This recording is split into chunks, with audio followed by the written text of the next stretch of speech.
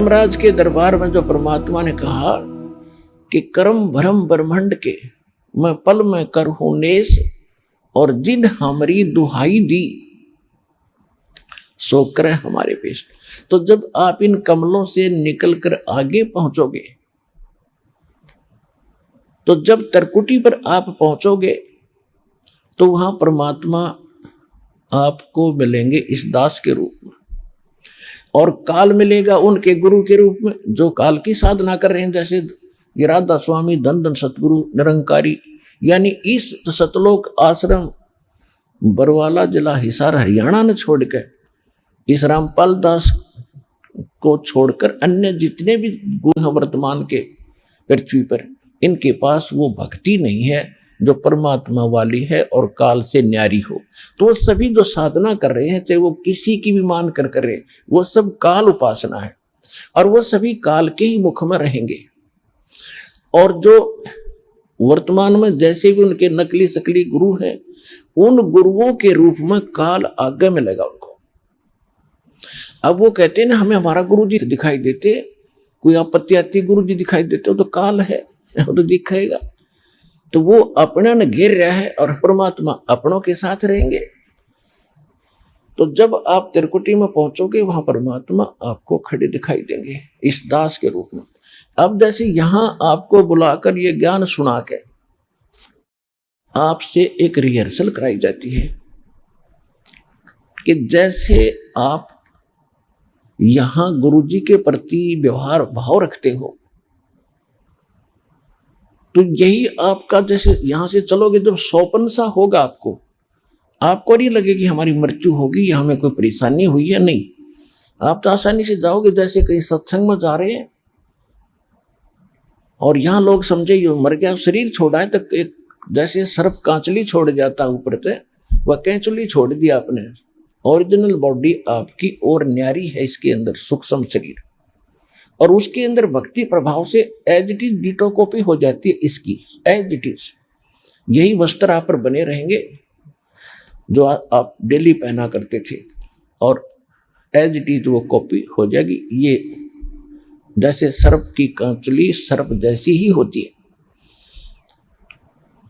तो वहां जाकर के आप क्या देखेंगे, जैसा भी आपका यहां भाव है, गुरु जी आगे और दर्शनार्थ खड़े हो जाते हो, देखते हो कहीं ना कहीं झांक चूक के कहां से दर्शन हो जाए, तो वहां भी आपका यही भाव रहेगा, गुरु जी आगे प्रणाम करोगे, और फिर गुरु जी जहां जाएंगे साथ साथ जाओगे, तो वहां परमात्मा आपको मिलेंगे। वहां से फिर आपको लेकर के धर्मराज के दरबार में जाएंगे, और धर्मराज के दरबार में फिर अकाउंट करवाओगे आपका, जैसे एडवोकेट बनकर जाते हैं और जज से कहते हैं जी आप इसका हिसाब कीजिए।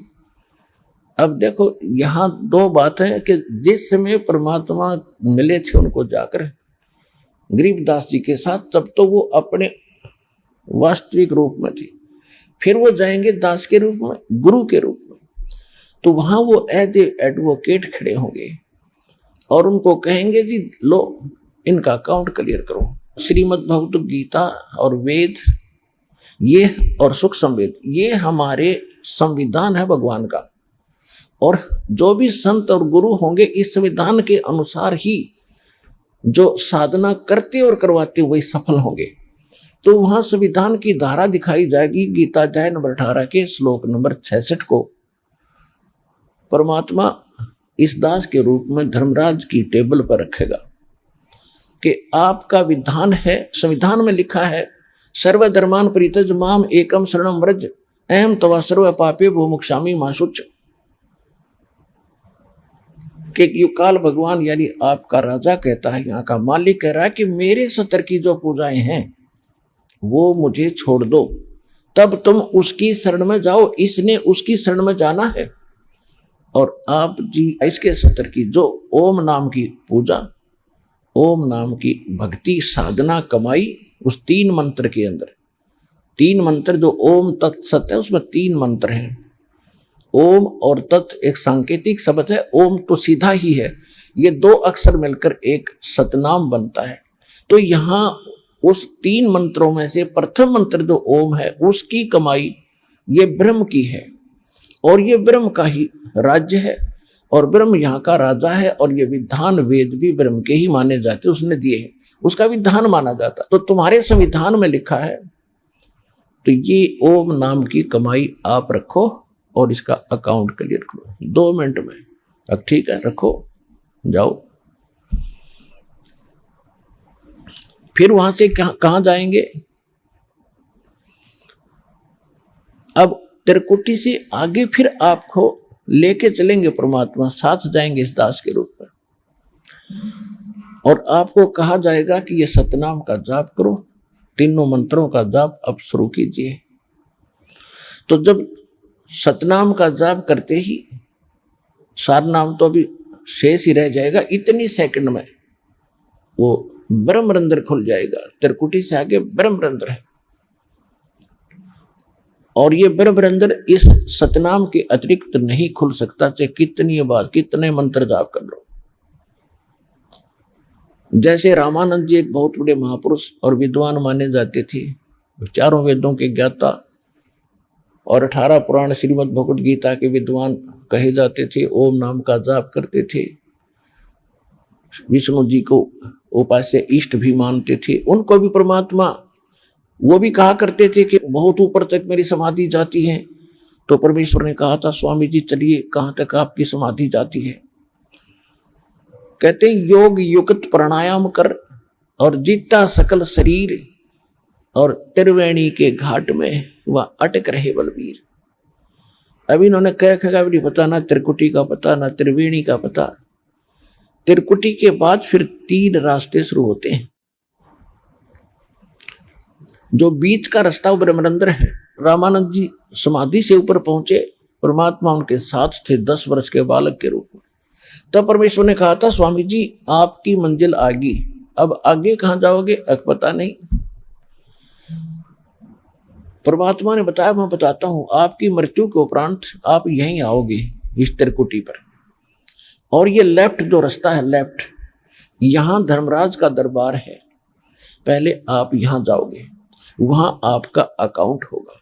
उसके बाद आप विष्णु जी को एज ए इष्ट रूप में पूजते हो, तो आपको विष्णु लोक में भेज दिया जाएगा। और राइट साइड के अंदर ये अन्य व्यवस्था है उस काल की, और सीधा जो बीच का रास्ता है ये ब्रह्मरंध्र है, और ये जाता ब्रह्मलोक को। तो ये ब्रह्मलोक को जाने का रास्ता ना ये खुल सकता ब्रह्मरंध्र, यहाँ लॉक लगा रखा है काल भगवान। आपके पास इसके खोलने की चाबी नहीं है, जो मंत्र वेदों आदि में तुम जपते हो, ये ब्रह्मरंध्र नहीं खुल सकता। अब रामानंद जी से कहा कि देखो खोल के, रामानंद जी ने कोशिश करी, नहीं खुला। परमात्मा बोले, वो चाबी मेरे पास है, मेरे पास सतनाम है, और सतनाम में 2 अक्षर है, जब मैं सतनाम का जाप करूंगा तब ये खुलेंगे। तब परमात्मा ने कहा कि मैं खोल के दिखाऊं इस तेरे ब्रह्मरंध्र को। रामानंद जी ने कहा, जी खोल दो। तो परमेश्वर ने सिमरण किया, लीला थी उनकी, तो वो तो ऐसे भी खोल सकते थे। सतनाम का सिमरण किया, एकदम सेकंड में गया, ऐसे वज्र कपाट जैसे पत्थर पड़े हो, एकदम हट गए। तब रामानंद जी को अंदर ले गए, वो काल दिखा कि ये बैठा तुम्हारा ज्योत स्वरूपी निरंजन, जो गीता अध्याय नंबर 11 के श्लोक 32 में कहता, मैं काल हूं, सबको खाने के लिए आया हूं। ये वो विराट रूप भी धारण कर सकता है, और ये 2 भुजा भी रख सकता है। ये बैठा सामने ब्रह्मलोक में, जो ब्रह्मलोक के ऊपरले हिस्से में जब गए तो वहां वो विष्णु लोक में विराजमान था, क्योंकि ये ऐसा छल करता है। फिर बताया कि इसका असली रूप दिखाऊंगा, अभी तो यहाँ भी छुपा रहा अपने आप को। फिर 21वें ब्रह्मांड में लेकर गए, जहां 11वां द्वार है, जो अक्षर पुरुष के लोक में प्रवेश करता है। वहां ये बैठा कमर लगा के, जब कोई जीव इधर को आता, ये तुरंत उससे बाईपास पहुंच जाता, और उसके उस 11वें द्वार पर कमर लगा के बैठा ही। इतना सत्र के कोई जीव यहां से निकल ना जाए, इसने घेर रखा आपको। एक ही रास्ता है वो यहां से निकलने का। यहाँ के जो जाप हैं उनसे वो नहीं हिचकता। परमात्मा के पास जो सार नाम है, सतनाम है, क्योंकि ओम नाम तो इसका है ही। और वहां जाकर के परमात्मा ने फिर सतनाम का दूसरा अक्षर और सार नाम रामानंद जी को साथ ले जा रहे थे, ऐसे गरीबदास जी को फिर साथ लेके गए थे ऐसे ही। तो जो ही उन्होंने वहां जाकर के परमात्मा ने कहा कि ये बैठा तुम्हारा वो भगवान जिसको तुम निराकार कहते हो, जिसको तुम ब्रह्म कहते हो, ओछा माथा, काला विकराल शरीर, लंबे दांत, अगले 2 दांत बहुत बड़े और पीछे बड़े बड़े बाल उसके। तो कहने लगी ये बैठा हो तुम्हारा ज्योत स्वरूपी निरंजन, उसके चेहरे देख के कलेजा फट जा। तो परमात्मा ने सेवन किया सतनाम और सारनाम का, यानी सतनाम के दूसरे अक्षर का, तत् और सत दोनों जाप किए।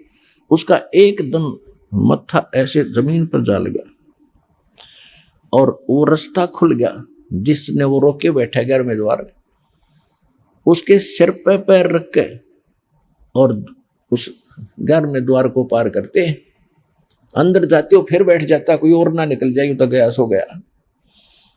ये इतना स्ट्रक है। तो कहने का भाव ये है कि जब इस तरह की प्रक्रिया सबके साथ होगी, जो परमात्मा जैसे जैसे जिन भी महापुरुषों को लेगी वो ऐसे ही लेकर गए थे, तो ऐसे ही गरीबदास जी को परमात्मा लेकर गए। धर्मराज के दरबार में जो प्रसंग चल रहा था उसके बाद कहा था कि हाँ, जिन हमरी दो ही दिसो करो हमारे पेश।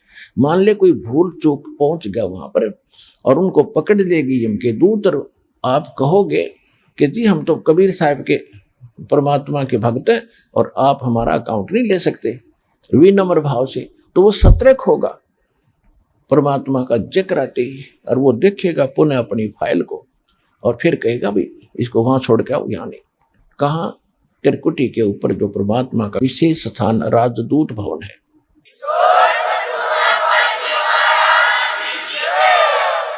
एक भक्त बता रहा था कि एक बार रात्रि में मैं सोया हुआ था और 2 यम के दूत आए, 2 व्यक्ति आए, कहने लगे आप ही चलेंगे। मैं उनके साथ हो गया, चलो। अब काफी ऊपर ले गए मुझे। मैंने पूछा भी कहाँ ले जा रहे हो? कि चल आगे बताएंगे तेरे को। मैं चला गया, जब थोड़ी सी दूर रह गया धर्मराज का दरबार, तो मैंने कहा कि तुम यम के दूत हो क्या? वो कहने लगे हाँ हम यम के दूत हैं। फिर तुम मुझे कैसे ले जा सकते हो? मैं तो कबीर साहब का शिष्य हूँ, कबीर साहब की भक्ति करता हूँ, आप नहीं ले जा सकते हमारे को, आपको गलतफहमी हुई है। वो कहने लगे तू चल आगे न, ज्यादा मत बोल। तो कहने लगा मैं उनके साथ झगड़न लग गया, गुट्टो गुट्टा हो गए। तो वो कहने लगे भाई जब इतना कॉन्फिडेंस से ये व्यक्ति बोल रहा है, कदे हमारे से गलती लगी हो, तू इसको पकड़ के रख, मैं अंदर आदेश लेकर आता हूँ। इब्नो खेचातानी मंदिर जाओगे तो साहब नाराज हो जाएगा। तो वो गया अंदर, उसने पूछा महाराज एक व्यक्ति है और वो कह रहा है कि ये उसका नाम है, ये उसका गांव है, आपका आदेश था। वो कह रहा है कि तुम मुझे नहीं पकड़ सकते, मैं कबीर साहब का भक्त हूँ, तुम कैसे ले जा सकते हो? तो जी लड़न लग गया हमारे साथ, आपका क्या आदेश है? तब उसने धनराज ने उठाकर देखा कि अरे भक्तों ये तो दूसरा ले आई, तुम इसको छोड़ दो बला को, वो दूसरा उसको लाओ, तुम मरवाओगे मुझे भी। कहता मैंने बोलते सुना भीतर से अंदर से, और जब आया जल्दी से कह पटक इसने फेंक दे, दूसरा हो तो उसको कहते मेरे को नो पटक दिया ऊपर, तो यूं आया मैं गोते खाता। और फिर शरीर एकदम शरीर में आया तो आंखें खुली, 2-3 मिनट तो 5-4 मिनट तो मेरा शरीर काम नहीं कराया, पसीने गए जैसे पैरालाइसिस हो जाता है। जब मेरा शरीर कंडम मुझे दिखाई दिया, जब मुझे विश्वास हुआ कि सचमुच आज तक टिकट कट गई थी। जब परमात्मा की शरण में ना होता ले गए थे ये उनके दूत।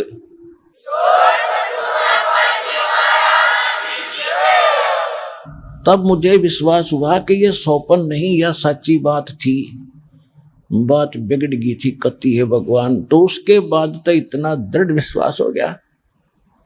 तो पुण्यात्मा परमात्मा स्वयं भी कह रहे हैं और बहुत से प्रमाण भी आपको साक्षी करके दिखाएंगे बहुत से भगत भी बताते हैं कि ऐसा ऐसा हुआ, फिर भगवान आए उनको छुड़वा दिया कि तुम नहीं ले जा सकते, इसकी उम्र हमने बढ़ा दी है।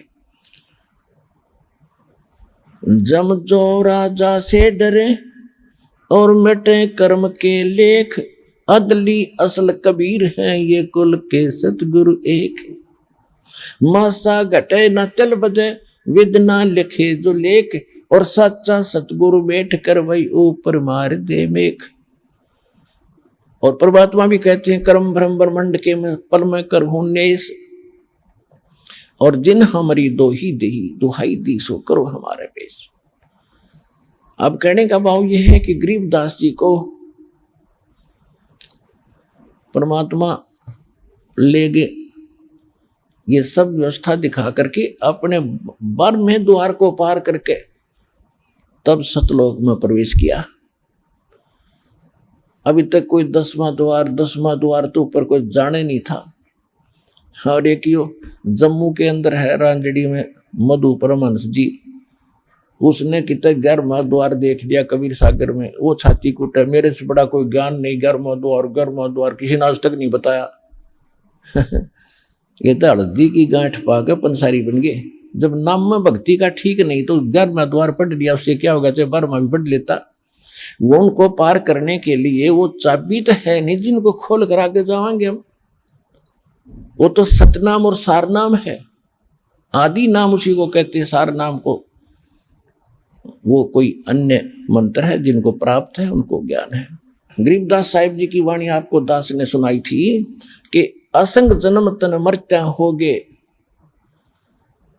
और जीवित क्यों नाम रह रे, और 10 दर मद महल मठ बोरे, फिर बहुर ना दे धरे रे। 12वें द्वार को पार करके वो मठ यानी वो स्थान वो धाम है जहां जाने के बाद फिर जन्म मृत्यु नहीं होती।